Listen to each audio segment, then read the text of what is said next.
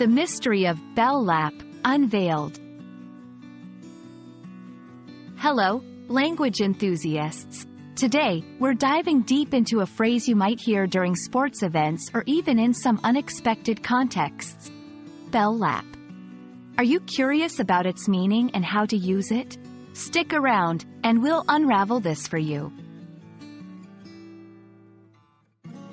The term, bell lap, has its roots in track and field events, especially in longer races.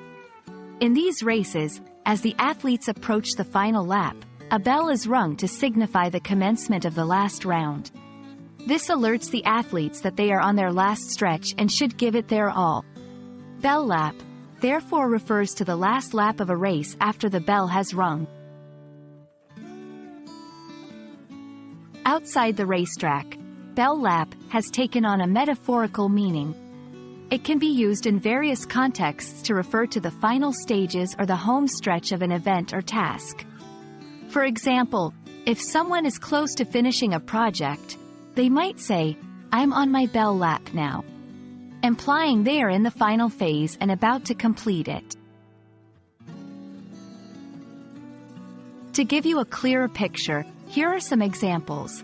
1. With only a week left before graduation, I feel like I'm on my bell lap in college.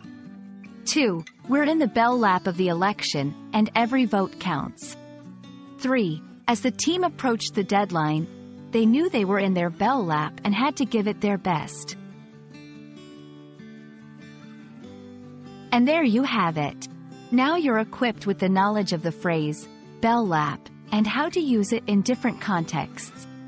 We hope this deep dive has been enlightening for you. Remember, language is an ever-evolving entity, and phrases like these add color and depth to our conversations.